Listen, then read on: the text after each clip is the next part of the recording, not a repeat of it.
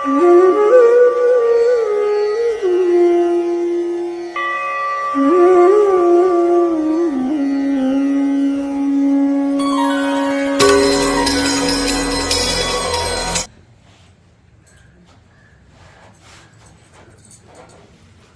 देर से भजन का श्रवण कर रहे थे। विचारों के क्षेत्र में भी हम कुछ विचार श्रवण किए। सुनना, गुनना, समझना व्यक्ति के व्यक्तिगत विचार पर निर्भर करता है। यहाँ पर कुछ लोग बैठे हैं, कुछ लोगों का मन बाहर भटक रहा, कुछ लोग यहाँ से उठ करके बाहर स्वयं भटक रहे हैं। इतने बड़े आबादी में न जाने कितने कितने लोगों को सूचना दी गई होगी, पर उपस्थिति चंद लोगों की। इससे पता चलता है कि आदमी सत्य से कितना विमुख है। इससे पता चलता है कि आदमी सत्य से कितना विमुख है। ये भी परेशान कर रहा है, परंतु सत्य को सभी जानना चाहते हैं, सुखी सभी होना चाहते हैं, परंतु सत्य की प्राप्ति की कसौटी चंद लोग ही खरे उतरते हैं। सत्य की कसौटी पर चंद लोग ही उतर पाते हैं। जब यहाँ सत्य की बातों को सुनने का ही समय नहीं, जब सुनेंगे नहीं तो सत्य समझेंगे कैसे, और समझेंगे तो चलेंगे कैसे। जब चलेंगे नहीं तो उनके जीवन में सुख शांति आएगी कैसे। धन से सुखी हो जाते तो टाटा बिरला इतना पागल नहीं होते, धीरू भाई अंबानी को नींद नहीं आती, हादिर शाह नादिर शाह चंगेज खा इतिहास के पन्ने बैठे हैं, शाह सिकंदर बैठे हुए हैं, इतिहास के पन्ने में अंकित हैं। धन की कोई कीमत नहीं, बस पेट भरने की है और थोड़ी सी चमक दमक दिखा देने की। धन के अंदर 8 अवगुण है, धन के अंदर 8 अवगुण है, और इस धन के अंदर मात्र 2 ही गुण है।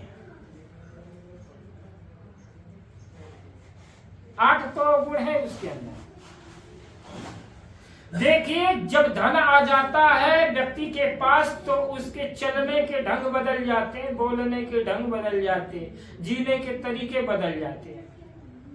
लेकिन अगर आपके पास धन है, संपत्ति है और आपके अंदर समझ है, तो फिर क्या होता है, जब समझ अगर आपके अंदर आएगा तो आप सही मायने में मानवीय मूल्यों के कर्म करेंगे, फिर सही में जीने का तरीका आएगा। और जब समझ आएगा तब पता चलेगा कि हमें ये प्राप्त धन का उपयोग कहां पर करना है और दुरुपयोग कहां करना है। तो उपयोग सिर्फ भोग का है और दान का है, भोग का है और दान का है, धन का, और बाकी दुरुपयोग ही दुरुपयोग है। आप कमा धमा करके बैंक बैलेंस करके चले गए अपने बीवी बच्चों के लिए, नाती पोतों के लिए, उसका उपयोग आपके जीवन में नहीं रहा। तो आपके बीवी आपके बच्चे लड़के पता न क्या की, वो उनके उपयोग, आपके उपयोग को कुछ भी नहीं। आपने अपने तन से, मन से, वचन से वो धन का या तो उपयोग किया है या उसका दूसरे के लिए परोपकार किया है। परोपकार, पर दूसरे के भलाई के लिए जो धन खर्चा कर दिया वो परोपकार, और जो अपने लिए खर्च किया हुआ भोग, तो धन भोग या दान, परोपकार। लेकिन अगर धन आ गया और दारू पीने लगे, सिगरेट पीने लगे, हुक्का पीने लगे, हीरोइन चरस खाने लगे, जुआ खेलने लगे, अश्लील कार्य करने लगे, कोठे पर जाने लगे, न जाने कितने कितने धन के दुरुपयोग हैं। और बड़े बड़े राजा महाराजा वो धन का और जीवन का, शक्ति का दुरुपयोग ही किए। धन जन का उपयोग किए, शक्ति का उपयोग दुरुपयोग ही किए। बहुत कम लोग हुए जो कि सदुपयोग किए। आज हमें मनुष्य जीवन मिला है तो पहली कसौटी है सत्य को जाने, और जानने की सबसे बड़ी कसौटी है कि वो सत्य को सुने। सुनेंगे, समझेंगे, फिर जानेंगे, फिर चलेंगे। चौथे पाद जब चलेंगे तो जो सुखी उस सत्य की जो हवा है, जो उसकी जो मधुर गति है सत्य की, वो आपके जीवन में शांति का पदार्पण करके लाते हैं। शांति का पदार्पण आपके जीवन में होता है। अगर सत्य के मार्ग पर नहीं चल रहे हैं और आप सुखी होना चाहते हैं तो सपने में भी ऐसा सोचने की भूल मत कीजिए। एक आदमी झूठ बोल करके अपनी अंतर आत्मा को पतन की तरफ ले जाता है, और एक आदमी सत्य को बोल करके, वाणी की शुचिता स्थापित करके, वाणी को निर्मल करके अपने मन को, चित्त को, अंतःकरण को शुद्ध और निर्मल कर लेता है। एक आदमी एक जीव की हत्या करके अपनी आत्मा के, अपने हृदय में हिंसा के रक्त रंजित हत्या और अपराध के दाग लगा लेता है। और एक व्यक्ति नया जीवन देकर, कोई बीमार है उसको दवा दे करके, एक व्यक्ति असहाय है उसको सहारा दे करके अगर उसको जीवन दे देता है तो उसकी अंतरात्मा बहुत ही प्रफुल्लित होता है। शांति कैसे मिलती है? खा करके, पी करके, नाच करके, मनोरंजन करके नहीं। जब प्यासे को पानी पिलाते हैं, और नॉर्मल एक व्यवहारिक सूत्र बता देते हैं, जब आप किसी को प्यासे को पानी पिलाते हैं, रोगी को दवा देते हैं, निर्वस्त्र को वस्त्र देते हैं, गरीब को थोड़ा धन का सहयोग कर देते हैं, तो आपके मन में एक भाव आता है कि मैंने कुछ किया है। और किसी का हत्या किया, लूट किया, दखलंदाजी किया, हड़प लिया, तो आपकी अंतरात्मा स्वयं 24 घंटा बोझ बन जाती है। आपकी अंतरात्मा आपका ही बोझ बन जाती है। तुमने किसी के साथ तुमने गलत किया है। कोर्ट कचहरी, मुकदमा, पुलिस कांटा, शासन प्रशासन आपको सत्य की फहरिस्त दे या न दे, सबसे पहला जो जजमेंट आपकी अंतरात्मा दे देती है, तुम गलत करने जा रहे हो। आप अपने हृदय की आवाज तब सुनेंगे जब आप वाणी में मधुरता और वाणी और कर्म में सत्यता स्थापित करेंगे। तो आपके हर बुरे कर्म के साथ, आपके हर परिणाम, गलत परिणाम के साथ आपको आभास होगा कि मेरे द्वारा किया जाने वाला कर्म ये गलत होने वाला है। उसको कहते विवेक। विवेक अभी बता रहे तेल जा रहा है, उसमें तेल खत्म हो जा रहा, उसको जलाना है? नहीं, वो केवल प्रतीक है। ये जो ज्ञान के द्वारा अंतरात्मा को जगाना है, ज्ञान की ज्योति। अगर आपने अंदर विवेक और ज्ञान की ज्योति नहीं जलाया तो मंदिरों में 24 घंटा दीप जलाने से आपके अंतःकरण, हृदय में प्रकाश होने वाला नहीं है। कितना धन इकट्ठा कर लो, कितने बड़े पौधे पद पर पहुंच जाओगे, कितनी कोठियां खड़ा कर लो, बड़ी बड़ी गाड़ियां कर लो, उसे दिल में अंधेरा ही अंधेरा होगा, भटकाहट ही भटकाहट होगा। दिल में रोशनी और जुगनू चमकेंगे जब बैठ करके धीरे धीरे धीरे धीरे उस सत्यता की तरफ एक एक कदम बढ़ेंगे, तभी हमारे अंदर वो प्रकाश, शीतल प्रकाश होगा। मैंने सुना एक बार की बात है, एक शिष्य था, उसका नाम था मोहन। तो मोहन बड़ा सज्जन व्यक्ति था। जैसे यहाँ पर भी बहुत सारे लोग सज्जन हैं, या सज्जन ही सज्जन होंगे, दुर्जन तो यहाँ भाग करके खड़े होंगे, आएंगे ही नहीं। वो सज्जन था, महात्मा के पास जाता था, बड़ा भलाई करता। देखो कैसे मनोवृत्तियां बदलती है। अगर आप सच्चे इंसान हो, आप सत्संगी और बुरे व्यक्ति की संगत आप पड़ गई तो कैसे बुरा व्यसन चढ़ जाता और आप गलत मार्ग पर चल जाते हैं। इसलिए सही मार्ग पर चलने पर सावधानियां भी बरतनी पड़ती हैं। तो मोहन था, बड़ा सरल था, परोपकारी था, लोगों का सहयोग करता था। लेकिन जब वो आगे आगे मैंने चलता था तो पीछे पीछे उसकी लोग बड़ाई करते थे। मोहन बड़ा परमार्थी जीव है, बड़ा भला करता है, बड़ा अच्छा है। लेकिन एक दिन रात में जा रहा था पैदल, उसके आगे आगे कुछ दोस्त गांव के लोग आपस में बातचीत करते रहे कि ये मोहन तो बहुत खसूट आदमी है। ये जो परोपकार करता है ना, दिखावे के लिए करता है, मान बढ़ाई के लिए करता है। क्या करता है? जो दान देता है, भंडारा करवाता है और सारी चीजें करता है, बढ़ाई करने के लिए, अपने मान सम्मान के लिए। इसका दो परिणाम भी होता। अब मोहन ये बात सुना कि हम तो भलाई के लिए किए कर रहा है, ये लोग चर्चा कैसे कर रहे हैं। अब धीरे धीरे धीरे धीरे क्या हुआ, उसके मन में संदेह पैदा होने लगा कि गांव के लोग मुझे अच्छा नहीं मानते, बल्कि गांव के लोग मेरा उपहास और मेरी निंदा करते हैं। जो मैं दान कर रहा हूं, जो दूसरे की भलाई करता हूं, परोपकार करता हूं, उससे मेरे को लोग अच्छे नहीं मानते। क्या करते हैं? मेरे खिल्लियां उड़ाते, मेरा उपहास करते, मेरी बेइज्जती करते। अब धीरे धीरे उसका स्वभाव बदलने लगा। देखो कैसे बदल रहा स्वभाव। पहले कितना अच्छा था और फिर धीरे धीरे स्वभाव पड़ने लगा। घर पर आता तो उसकी स्वभाव से पत्नी बड़ी रुष्ट होती। बोले आजकल तुम कुछ बदले हो, तुम्हारा स्वभाव तो बहुत बदल गया। उसके दोस्त मित्र भी बोलते कि तुम्हारा स्वभाव बदल गया, पहले जैसे तुम नहीं रहे। अब करे तो क्या करे? बोला मैं तो ऐसे ही हूं। लेकिन गांवपुर के लोग, गांव के दोस्त मित्रों की बात को सुन करके मेरे मन में बड़ी आत्मग्लानि होती है कि मैं तो दूसरे की भला करता हूं, लेकिन दूसरे मेरे बारे में क्या सोचते हैं, क्या बोलते हैं। ये बातें अपनी पत्नी को बोला। पत्नी बड़ी समझदार थी। बोला कि एक महात्मा आए हैं गांव के बाहर आश्रम में, ऐसा करो चलो इसका समाधान महात्मा से ले।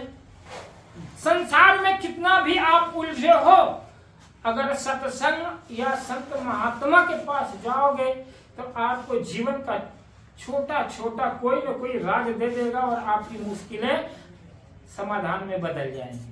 महात्मा के पास गया, महात्मा ने महात्मा को सारी बात बताई। दोनों पति पत्नी, ये मेरे पति पहले बहुत अच्छे थे, 2-4 साल पहले एकदम साधु स्वभाव के थे, लेकिन 2-4 साल के बाद इनका स्वभाव ऐसे उज्जट हो गया कि हमारी बात नहीं सुनते, क्लेश रहता और चिंतित रहते। आप बताइए प्रभु क्या किया जाए। महात्मा ने बात सुना और बात सुनकर बोले ये अपनी पत्नी को तुम घर पर वापस पहुंचा आओ और फिर मेरे पास आश्रम में आओ यहाँ पर, फिर मैं तुमको बताता हूँ इसका समाधान। महात्मा की आज्ञा का पालन हुआ, पत्नी को ले जाकर घर छोड़ दिया। आया रात में कुटिया में सोया। बारिश का समय था और कुटिया के बगल में तालाब था और तालाब में मेढक थे। क्या थे? मेढक थे। अब मेढक क्या करेगा रात में? टर टर टर टर, रात भर टर टर की आवाजें बोलता रहा मेढक। और 1-2 मेढक नहीं, ऐसे लग रहे तालाब में हजारों मेढक है और टर टर किए। अब उसको नींद नहीं आ रही। यहाँ तो बैठे हुए काम से हैदराबाद नाक बजा रहे थे 1-2 लोग। अब टर टर किए जा रहे मेढक। वो बोला महात्मा को बोला कि महात्मा गुरुदेव मुझे नींद नहीं आ रही है। बोला क्यों नहीं नींद आ रही है? बोला ये टर टर बोले जा रहे हैं। बोला अब किसकी क्या इलाज है? अब तो क्या करें, छोटा सा तालाब है, हजारों मेढक बोल रहे, क्या करें इसमें? बोला ऐसा करें, सुबह हम जाली लाएंगे, जाल, और इस तालाब में जितने मेढक है उनको पकड़ करके कहाँ ले जाएंगे? मेढक को दूर ले जाकर के छोड़ देंगे। ये उपाय हुआ। ये उपाय सुझाया उस मोहन नाम के लड़के ने, शिष्य ने। दूसरे दिन उठा तो सुबह गया, जाली लाया, जाल, और उसमें मेढक को फंसाया। अब मेढक को फंसाया तो उसमें क्या हुए, 8-10 मेढक फंसे। 8-10 मेढक, यानी चंद मेढक फंसे, और बाकी तो जाल में फंसे नहीं। रात में ऐसे लग रहे थे कि हजारों मेढक तर कर रहे, और दिन में काम से किया 8-10 मेढक फंसे जाल में। महात्मा से बोले, प्रभु गुरुदेव, यहाँ तो 8-10 मेढक फंसे, और रात में तो लग रहे हजारों मेढक बोल रहे। बोला बात ठीक है। देखो, ये जो तुमने कल रात में जो प्रश्न किए दिन में अपनी पत्नी के साथ, तुम्हारे जीवन में भी ऐसा ही है। तुम ये सोचते हो कि तुम्हारे जीवन में जो लोग हैं तुम्हारा उपहास करते, तुम्हारे लिए बुरा बोलते, तर की बातें बोलते, निंदा करते, हजारों नहीं हैं। कुछ मुट्ठी भर चंद लोग हैं जो तुम्हारी बुराई कर रहे हैं। तुम्हें अच्छे कर्म, तुम्हारे अच्छे भले के काम से, तुम्हारे अच्छे कार्य से 2, 4, 5, 10 लोग हैं जो कि उनके अंदर ईर्ष्या जन्म ली है, और वो तर बोल रहे हैं। हजार नहीं है। तुम अच्छे मार्ग पर चलोगे तो 2, 4, 5, 10 लोग तो पैर खींचेंगे, टर करेंगी, बुराइयां तो बोलेंगे ही बोले, पर तुमको क्या करना है, तुम उनके टर की आवाज पर ध्यान नहीं देना है। तुम अपनी गलत फहमी को निकाल दो। तुमको जो अच्छा कार्य करना है तुम अपना किए चले जाओ, तुम अपने अच्छे कर। बुरा आदमी अगर बुरा काम करने से बाज नहीं आता है तो तुम अच्छे इंसान हो तो अच्छे काम करने से क्यों बाज आ रहे हो? अगर वो बुराई कर रहा है, हत्या कर रहा है, निंदा कर रहा है और वो नहीं सुधर रहा तो तुम अच्छे काम करने के लिए क्यों रुक जा रहे हो? तुम अपना काम किए जाओ, वो अपना काम करे जाए। जीवन में समस्याएं जब आती हैं तो हम समझते हैं कि हमारे जीवन की समस्या बहुत बड़ी है और इनसे हम इन समस्याओं से मुक्त नहीं हो पाएंगे। लेकिन जहां आपके जीवन की समस्याएं होती हैं ठीक उसी के पृष्ठभूमि पर समाधान भी खड़ा होता है। बस हम जब जीवन में समस्या आती है तो हम पूरी एनर्जी के साथ समस्या को फोकस करते हैं। हम थोड़ा सा भी आत्म मंथन और आत्म चिंतन नहीं करते हैं कि ये जो समस्याएं आई हैं तो क्यों आई हैं। अगर आज भोजन हमारे को बदहमजी आ गया, दुआएं बेकार आ रही है, अपच हो रहा है, पेट फूल रहा है, तो इसका क्या कारण है? सीधे गोली खाते हैं, डॉक्टर के पास जाते हैं। क्या है? अपच होगा, गैस बन रही है, पेट फूल रहा, 1-2 दिन भोजन बंद कर दो, डॉक्टर के पास जाने की जरूरत नहीं। शरीर अपना अपना काम कर लेगा, अपने आप सब ठीक हो जाएगा। उसी तरह से अगर आप किसी के पास बैठे और आपकी निंदा हो रही है, आपकी चुगली हो रही है, आप उस व्यक्ति की उपेक्षा कर लो, उसके संपर्क से दूर हो जाओ, उस व्यक्ति से दूरी बना लो, उस व्यक्ति की छाया मत देखो, अपने आप समाधान हो जाएगा। जिस जगह पर रह करके आपकी मानसिकता, आपके भाव, आपके विचार तरंगित होते हैं, आपके मन में हलचल होते हैं, आपकी मनोवृत्तियां उद्दृढ़ हो जाती हैं, उग्र हो जाती हैं, वो भूमिका को तत्काल छोड़ दो, उस व्यक्ति को तत्काल छोड़ दो। क्योंकि शांति से बढ़कर शांति तुल्यम तपो नास्ति न संतोषात् परम सुगम रागम समम दुखम त्यागम समम सुखम। संतोष सुख है, राग दुख है और त्याग सुख है। और शांति से बढ़कर अगर आप शांति से यहां पर बैठे हो तो ये तपस्या है। जिस चीज से आपके जीवन में शांति मिलती है, अर्थात सुख और शांति की जो सामग्री है वो किसी तपस्या से कम नहीं। अगर आप यहां पर बैठ करके आपका थोड़े क्षण के लिए 10 मिनट के लिए आपके मन में शांति है तो समझिए ये आपके लिए बहुत दुर्लभ अवसर है। जब संसार के विचार आपके दिमाग को निचोड़ नहीं रहे हैं, जहां आपके मन में बुरे ख्याल की दुर्गंध नहीं उठ रही, जहां आपके मन में वासनाएं, कामनाएं, इच्छाएं धुआं नहीं पैदा कर रही हैं, समझ लीजिए वो आपका क्षण लाखों करोड़ों या दुनिया की दौलत लुटा देने से भी कहीं ज्यादा महत्वपूर्ण है। जिस क्षण आपका मन विकार मुक्त होता है, वो क्षण आप जरा सोचिए कि आप कितना सुकून महसूस करते हैं। जिस समय आपके मन में कोई संकल्प विकल्प नहीं होता, समझ लीजिए वो क्षण आपके जीवन का सबसे दुर्लभ पल होता है। उसमें जीने का अगर आप प्रयत्न करते हैं, जिस क्षण में आप संकल्पहीन होते हैं, विकल्पहीन होते हैं, और वो क्षण जब आपके जीवन में आने लगे, तो समझ लीजिए आपका बहुत बड़ा पूर्व जन्म का पुण्य संचित हुआ है, पुण्य संचित हुआ, शुभ कर्म संचित हुआ है। और वही शुभ कर्म रूपी संचित फल को अगर आप जी रहे हैं, तो समझ लीजिए मानव जीवन को सार्थक बना रहे हैं। अन्यथा दुनिया की छियाछी में पूरा संसार पड़ा हुआ है।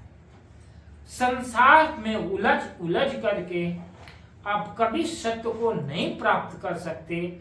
और यदि जब आपके जीवन में सत्य का प्रकाश, सत्य की किरण नहीं आएगी, तो आप जीवन में शांति की कोरी कल्पना में भटकते रहेंगे, आपको कुछ नहीं मिलेगा। मंदिर, मस्जिद, तीर्थ, व्रत, उपवास आपको क्या करेगा? आपको भटकाएगा ही। उपवास का मतलब होता है श्रेष्ठ भूमिका में बैठना, और आपकी चेतना ही सबसे बड़ी श्रेष्ठ भूमिका है। स्व में स्थित होना, स्वस्थ होना। हर आदमी मन के भटकाव में बीमार है, मानसिक बीमारी में उलझा हुआ है। इसलिए कबीर ने कहा, नौमन सूत अरुज नहीं सूझे, जन्म जन्म उलझेगा, भूला लोग कहे घर मेरा। है भूला लोग कहे घर मेरा, जा घर में तू भूला डोले, सो घर नहीं तेरा। जिसको हम मेरा मेरा कह रहे हैं, मेरा पति, मेरी पत्नी, मेरा, कौन फहरिस्त लिया है भाई? जब मौत आती है तो एक पल भी इंतजार नहीं करती, चलना ही है। रोते रहो, गाते रहो, लेकिन तुमको तड़पते रहो, सब छूट जाता है। क्या आप मौत का इंतजार कर रही हैं? तब हम जाकर करेंगे नहीं। जो समझाए कि गति एक है, जिन समझा तीन ठोर, कहीं कबीरे बीच के बल कई और की ओर। जो अपनी चेतना, अपनी आत्मा, अपने स्वरूप की तरफ प्राप्ति का साधन नहीं किया, और तीर्थ, व्रत, उपवास, तमाम प्रकार के कर्म कांडों में फंसाया, वो खानी बानी जाल, वेद, शास्त्र, कुरान, बाइबिल, तमाम प्रकार की उपासना, कर्म कांड, और दूसरा मेरा बेटा बेटी, परिवार, घर कुटुंब, परिवार, माता पत्नी, ये कुल खानदान, इन समझ में मोटी और झीनी माया क्या? वेद, शास्त्र, कुरान, बाइबिल, 6 शास्त्र, 4 वेद, 6 शास्त्र, पुराण, उपनिषद, ये सब क्या है? झीनी माया। इसमें बड़े बड़े ज्ञानी, ऋषि, मुनि, साधु, संत सब उलझे हुए, शेख, सैयद, दरवेश सब उलझे हुए हैं झीनी माया में। अरे मोटी माया तो सब जानते हैं, मेरा है, मेरा नाती है, मेरा पोता, मेरी बेटी है, मेरी बेटा है, मेरी बेटी है, ये मोटी माया। मोटी में संसारी फंसा है, झीनी में साधु फंसा है। कबीर कहते मोटी और झीनी दोनों तागेगा तब अपने को पाएगा, नहीं तो भटक भटक के मर जाएगा। ये पुतले के हैं ये जीवन में, और मरे जा रहे हैं, और हम भी मरे जा रहे हैं। हम कौन से जिंदे हैं? हम भी सरके जा रहे हैं। मौत तो आएगी है, और पर मुझे मरने का बड़ा शौक है। हम तो मरने से नहीं डरते, बड़ी प्रसन्नता होती है मरने में, हैं? अब मैं बैठा हुआ ध्यान में 3 बजे से 7 बजे बैठे रहा, शरीर एकदम ऐसे पड़ा हुआ। मरने की कला सीखनी हो, संतों ने मरने की कला किया। हम तो जीने की कला नहीं सीख पाते, मरने की खाक सीखेंगे। मरते मरते जग मुआ, अब मुआ न जाने कोई, ऐसा जियरा ना मिले। कबीर साहब कहते मरते मरते तो संसार में ऐसा हो कि ना मरे, बहुत ही न मरना हो। कबीर साहब कहते मरने की कला सीख लो भाई, ये कला बड़ी विचित्र कला है। दुनिया वाले संसार के लोग न जाने कितनी कितनी कलाएं सिखा दें, संगीत की कला, नृत्य की कला और कला। साधु मरने की कला सिखाता है, कोई सीखेगा मरने की कला? तो घर द्वार छोड़कर आओ, कुछ दिन 10 दिन 15 दिन, योजनाएं आपकी धरी रही, लाखों करोड़ों की दौलत खाने में बैंक में जमे रहेंगे। आपका जो है धन आपके सजीवन के लिए, आपके परिवार के लिए, आपके समाज के लिए जो कमा रहे हैं, उसमें 10वां हिस्सा, शास्त्र कहते 10वां हिस्सा धर्म में दान करो। धर्म में कहा दान करो? धर्म क्या होता है? धर्म का मतलब मंदिर में दान करने की बात नहीं। धर्म में दान करने का मतलब मंदिर में नहीं, धर्म को धारण करने वाला जो व्यक्ति है, जो शील में प्रतिष्ठित है, जिसकी वाणी में सत्यता है, जो शील, सदाचार, नैतिकता, मर्यादा, करुणा, विवेक, विचार, जो धर्म के 8 जो गुण है उनको धारण कर दिया, धर्म को धारण करना कर लिया, उसके लिए जो कुछ आप धन अपव्यय कर रहे हैं वो दान के अंतर्गत आता है। और दान क्या होता है? दान कैसे देना चाहिए? दान शुद्ध मन से, खुले चित्त से, प्रसन्न भाव से और अनिच्छा से, अपने अंदर कोई इच्छा नहीं रहती। ये 4 कंडीशन दान दे। हम दान दे रहे हैं तो मेरी प्रसन्नता है। जब फूल, गुलाब का फूल जब खिलता है, कली जब अपनी गंध भर करके उड़ाती है, तो फूल ये नहीं कहता कि इसके बदले में मुझे कुछ चाहिए। गोबर मिट्टी सड़ी गली खाद को खा पी करके, जी करके पौधा क्या करता है? अपने आप को हरा भरा बनाता है। जरा देखो, फूल से शिक्षा लो। एक गुलाब का फूल मिट्टी, सड़ी गली खाद, गोबर को खा पी कर पचा करके वो शुद्ध ऑक्सीजन आपको देता है। फिर हरी हरी पत्तियां आपको आंखों को सुकून देता है। फिर वो फूल खिलता है गुलाब, तो वो आपको मन को मोहने वाली सुंदर छवि को प्रदान करता है, जो आंखों को अच्छा सुकून देता। फिर आपको नाक को सुकून देने वाला गंध देता, सुगंध देता है। बदले में क्या लेता है? क्या लेता है? पानी, हवा, सड़ा गला।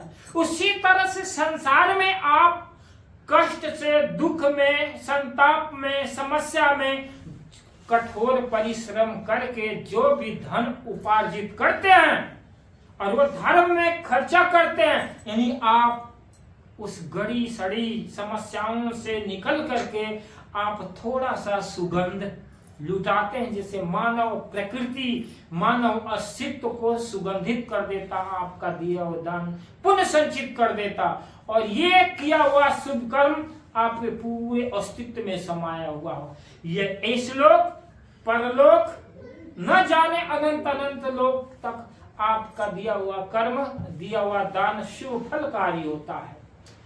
समझ में आए? तो इसलिए हमें अपने गृहस्थी जीवन में निकाल करके समय का दान करना चाहिए। यहाँ पर आप आए हैं मेरे लिए नहीं, अपने लिए आए हैं।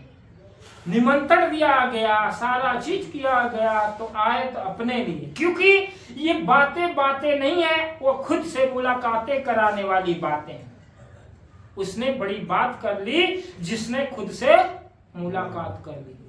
खुद से कौन मुलाकात कर रहा है? कोई चाचा चाची, दोस्त मित्र, गर्लफ्रेंड बॉयफ्रेंड से मुलाकात कर रहा है? खुद से जिस दिन मुलाकात करने लगेंगे, उस दिन में मीरा की मस्ती, कबीर का प्रेम, बुद्ध का ध्यान, ईसा मसीह का करुणा, और 10 चैतन्य की नित्य और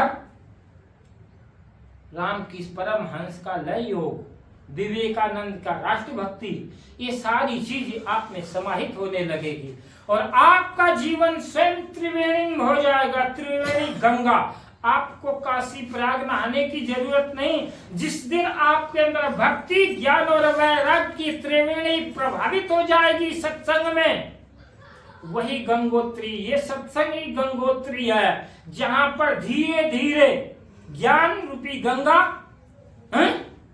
विवेक ज्ञान रूपी गंगा, वैराग रूपी जमुना और भक्ति रूपी सरस्वती का प्रादुर्भाव हो जाता है। तो यही उद्भव है, उद्गम है, जहां पर ज्ञान और भक्ति का वैराग्य प्रस्फुटित होता और आपके का जीवन एक तीर्थमय बना देता है। इदम तीर्थम भ्रमंती ते ताम साजना आत्म तीर्थम न जानामि कथम शिव। भगवान शिव कहते हैं कि इधर तीर्थ है उधर तीर्थ है, ये भटके हुए अज्ञानी मूढ़ लोग का इजाद किया हुआ गया है। क्योंकि जो अपने आत्मा रूपी सच्चे तीर्थ और आत्मा रूपी सच्चे देव को, आत्मदेव को न जान करके जो इधर उधर भटकते हो, तामसी प्रवृत्ति के लोग हैं। तामसी का मतलब मूर्ख लोग, जिनको ज्ञान नहीं है। तामसी तमोगुणी, कामनाओं वासनाओं में फंसे हुए, बंधे हुए, दलदल में उलझे हुए लोग हैं। इसलिए क्या करना है, अपने जीवन को पवित्र तीर्थ बनाना, तीर्थ राज्य प्रयाग बनाना है, जहाँ पर की भक्ति, ज्ञान और वैराग्य का संगम होता है। जो यदि आप इस कार्य को करने में सफल हो गए तो आपके द्वारा किया हुआ प्रत्येक कर्म पुण्य है, नूतन है, पवित्र है, शुद्ध है, बोधगम्य है, सारगर्भित और सत्य के मार्ग पर, पुण्य के मार्ग पर, मोक्ष के मार्ग में की तरफ ले जाने वाला। और इस कार्य को करना ही के लिए ही हमारा मनुष्य जन्म मिला। 2-4 बच्चे पैदा करके संतान बढ़ाना ये हमारे जीवन का लक्ष्य नहीं है। हमारा लक्ष्य है कि हम अनादिकाल के दुखों से मुक्त होकर के स्व में, शांति में आम तृप्त हो जाए, अपने आप को प्राप्त कर लें। इसलिए कबीर का ज्ञान क्या है, सिरमौर है। संत मत सिरमौर मत है। संत मत का मतलब है शांत होने का मत, सत्य को प्राप्त करने का मत। संत मत का यह नहीं कि कबीर पंथी, बुद्ध पंथी, फलाने पंथी। संत मत का मतलब शांति का मत, जहां पर आज करके आपका मन शांत हो, वाणी शांत हो, कर्म शांत हो और जीवन शांत हो, वही शांत मत, वही संत मत। जिन्होंने अपना जीवन सब शांत कर लिया और जो शांति के प्रेमी है, वही साधु है, वही संत है, वही साधक, वही भक्त है। इस कसौटी पर आप लोग खरे उतरे तो जीवन में शांति ही शांति। बोलो प्रेम से श्री सद्गुरु। आज हमारे